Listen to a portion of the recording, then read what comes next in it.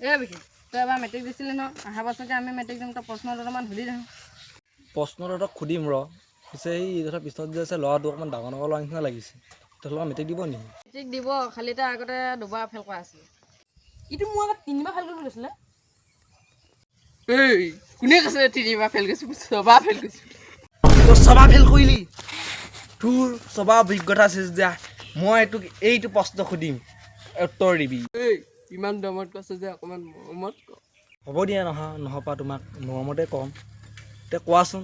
প্ৰথম বিশ্বযুদ্ধ কেতিয়া হৈছিল দ্বিতীয় যুদ্ধ আগত হৈছিলে আকৌ নেজান নি গৰু গাঠত তই পাৰিছ বাৰু দেই দাদা তই এতিয়া কওঁ সেই দ্বিতীয় বিশ্বযুদ্ধ কেতিয়া হৈছিলে কি গৰু গাঠা তই সেইটোও নাজানো দ্বিতীয় যুদ্ধ প্ৰথম যুদ্ধ আগত হৈছিলে তই নাজানো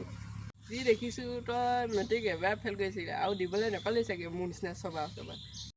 তই কেনেকৈ গম পালি সেইকাৰণে তই মোতকৈ বেছি জান তই ছবাৰ ফেইল কৰাৰ কাৰণে তই মোতকৈ বেছি জান মই এবাৰ ফেইল কৰিছোঁ কাৰণে মই তোতকৈ কম জানো মই 7বাৰ ফেইল কৰিম তোতকৈ বেছি জানিম মই মেট্ৰিক পাছ কৰি লৈছিলোঁ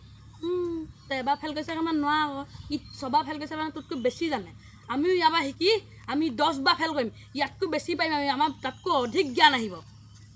গুৰুজী তইতো মোৰ নিচিনাকৈ ছবাৰ নহয় 10বাৰ ফেইল কৰিবি তেতিয়া তোৰ মোতকৈ বেছি জ্ঞান হ'ব